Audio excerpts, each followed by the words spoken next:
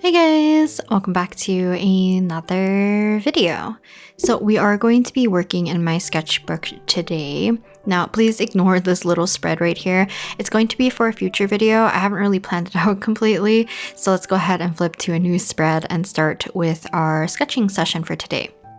So typically Monday videos are a video where I like to dedicate like some time for myself to work in my sketchbook just to kind of keep it on track to a certain degree.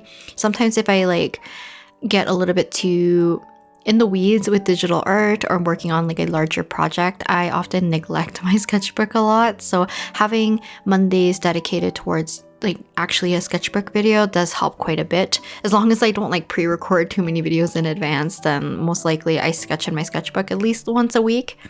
But let's talk about what we are going to be doing for today's kind of like little sketching session. So I'm using the High-Tech C Coletto kind of multi-pen, and you've seen me use this quite a bit in some other videos. I've kind of swapped out a lot of the kind of like retractable parts instead of having like the gel pen, needlepoint pen, whatever kind of refills in them. I've swapped them out for the pencil type, and I do like have one eraser as well. But I like using this to quickly switch between any of my sketching materials. So I have one that's a 0.5 lead, which is just like normal graphite. And maybe I should explain this prior, but the High-Tech C Coletto kind of like multi-pen actually has like 5 different refills that you can have that you can kind of switch between. So one is the eraser. I have a normal graphite setting, kind of the typical type of lead, and then the other 3 remaining ones are decked out with the Uni Nano Dia Color, kind of like erasable colored lead. So I have a normal dark blue, a red color, and then we have like a light photo blue. So to kind of give even more context towards what I'm trying to explain right now, basically I kind of packed away, I want to say about 80% of my traditional art supplies because I'm moving spaces and I kind of want to like pack everything up so it's like easier to move. But I haven't unpacked everything because the space is kind of like unfinished. So at this point, I did not really have any of the usual mediums that I could work with in terms of like sketching in my sketchbook. Now, obviously, I've mentioned in the past that graphite and watercolor tend to be my favorite mediums to work with like traditionally, but graphite being kind of like my number one. Give me a pencil and a paper, I'm like happy to just doodle and draw whatever, as long as like, you know, I don't run out of the paper, the lead doesn't run out either. I can just sketch probably for hours or like even days. So instead of like just doing a normal graphite spread, which I might do next week if this kind of like problem that I'm kind of in kind of persists, but I decided that I'll just use the blue lead in my multi-pencil. So luckily I did not stow away my refills for any of my mechanical pencils or anything like that, so I was not going to run low on the color that I'm using. So today I am going to be sketching the members of By the Beat from Niji-sanji En's new wave. So oftentimes, like, timing wise, when I draw certain types of characters for certain videos, if I'm kind of doing the video almost like sporadically, I often do default a lot towards whatever is like low-key a hyperfixation. So I just finished watching, I believe at the time, it would have been their karaoke relay stream, where they were singing past like Niji En songs, and I think it was like about half an hour streams for each of them. But then in the end, they ended up doing some sort of after party kind of talk with all 4 of them present, and they were answering some questions, which I found were very cute. And one question was like, if you had to assign, I think, a season to each specific member, what season would each member be? So they were mentioning that it's very obvious, and I kind of had the same inkling. I feel like it's because their personalities are very distinct. So they were able to assign each of the characters to a specific season. So I went ahead and wrote those down really quickly and decided to look up some flowers that we could represent for each of the seasons for each of the members in this wave. So I have drawn Calyx, which is the one on the bottom left-hand corner of our little layout here for our spread with sunflowers, and I think he's the only one that has really expressed which flowers that he personally really likes. But I decided to just like do some research on like spring related flowers, summer, and then autumn, and then winter. So to give a little bit more context for people who are not familiar with By the Beat or Nijisanji-en, they're basically VTubers. So I decided to just like pull up a bunch of references of them and decided to sketch them kind of like with their eyes closed, peaceful, and just draw them with their associated flowers that I decided to give them for each particular season. So starting with the upper left hand, I'm gonna kind of describe it based on the order that I ended up sketching them in. So we'll go upper left to bottom left to lower right to upper right. So for the upper left, we have Sable, and he was described as being spring. So I ended up drawing just tulips because it's kind of like the first flower that came to mind other than like forget-me-nots. I think snowdrop flowers are either like winter or spring, but I decided to just stick with the tulips for Sable. Then right below him, and kind of going kind of in the order of the seasons, we have Calyx. So for Calyx, he is summer. So instead of picking, I don't know what is like a very typical summer kind of feeling flower, but I ended up going with zinnias or zinnias. I just like the shape of them, and the colors I feel like kind of suit Calyx kind of well. Then after that, we're moving to the bottom right, which happens to be Zeal, and then he represents autumn. So for him, I decided to do Sweet Alyssum, I think, or Alyssum. So the initial flower that I saw for the reference photo for this flower was kind of like ones that were more hanging, or at least I thought they were, but the more references that I looked up, they were kind of like rooted into the ground. So I ended up changing a little bit because I would have loved to have the contrast of some lighter, smaller flowers with his kind of darker color palette.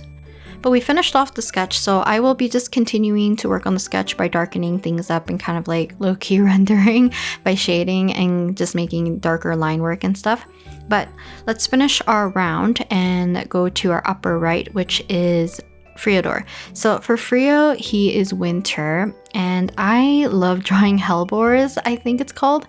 So they are kind of like darker flowers, but for winter, that's like one of the flowers that I think of first, other than like I said, like snowdrop, I think kind of borders between winter and spring. So that's probably the first one I would think of, but for kind of like the color combination of his outfit, I like hellebores with Friodor quite a bit, so that's what I ended up drawing him with. So pretty much for the remainder of the video, I will be just kind of like sprucing up the drawings entirely. Now, I was going to see if I was going to leave the majority of the footage with real time, but the positioning of the camera where my hand is, I think it's just a little bit of an awkward placement. So a kind of time-lapse footage worked a little bit better because it was faster pace, so my hand isn't blocking the view entirely for like every portion of the sketching part. But the other thing that I ended up adding, other than like splitting up their frames in like a very particular way, I added text in the center. So oftentimes, like if I'm doing sketch pages or spreads in my sketchbook, if I really want to kind of either break the borders of things or kind of like make the, what is it called? The spread kind of more cohesive, having something to break the middle seam is kind of nice. So the way that I have them positioned, it's very segmented, but I still wanted things to be a little bit more cohesive by putting something near the center that crosses both the left and the right side. So going through our middle seam of our spread. So in this case, I added text which says by the beat. I just went on to 1001fonts.com, and luckily this one was like the first one on the screen, so I just based it off what that font kind of looked like. And I just like using that website typically just to generate ideas for any kind of text. And you can definitely sort out kind of the text to have like commercial free, or if you want to buy them and you can use them for like commercial work. It's just like good website to have more like ideas or a plethora, a place I guess to download any kind of like custom fonts and stuff. So it's just kind of nice to have that. So for like the rendering and the shading, whenever I sketch with graphite, this is kind of like the method that I do typically. And it's kind of similar in a way to how I work just in general. So starting off, hopefully, with a light kind of messier base, just to get the good feeling of like what you want your piece to kind of look, and kind of still maintaining a level of clarity where you know which lines you kind of want to keep or discard at some point. But before I move on to like usually any like deeper shading and stuff, I like to do somewhat of a darker or cleaner line of my sketch. And this is kind of where I get to pick out the lines that I like the most. So you can kind of see like even with Calyx's hair, there's like a lot of straight lines, especially for his bangs or like the side of his hair. So I try my best to kind of focus on which lines that I want to keep. Oftentimes, like whenever I do line art or like I'm trying to spruce up my sketches so that they become a little bit more clean looking, I often pick the wrong lines to darken and then I have to backtrack a little bit. But if you're like somebody who does not typically like to erase too much, working general to specific but also like light to dark definitely helps a lot to kind of avoid too many mistakes during the process. But I think it's good also to not be afraid to erase things if they're like totally off. It's probably easier that way to just like fully get rid of something instead of like trying to work around it if it's gonna save you time. But another thing that I like to keep in mind whenever I do these sketching sessions with like graphite, or if I'm using a medium that I'm able to kind of slowly build up our values, I definitely like to darken the line art to be almost like the darkest point for our value scale, but then darkening up certain areas that have more of like tangents or corners. So like the corners of hair, I like to darken eyes, under the chin, anything like that to give more contrast. And if I'm pressing like super hard with the medium and getting a nice dark area, that acts as like my 100% in terms of like my value scale. Nothing's gonna get darker than that. And if I'm working on white paper, the weight of the paper is going to be my 0. So it's going to be the lightest thing on my page. So everything in between is kind of like the range that I can use to really play around with our values. And hopefully I have like a good balance between both our lights and our darks and having enough context by adding in our kind of like mid-tone gray areas. So even before I started darkening up lines and shading, I did end up grabbing a scrap piece of paper to put under my hand. So I don't really think I talked about the difference between the Uni Nano Dia Color lead versus the Pilot Color Eno. So the Pilot Color Eno, I think is still like one of my favorites in terms of just using some sort of colored mechanical pencil lead.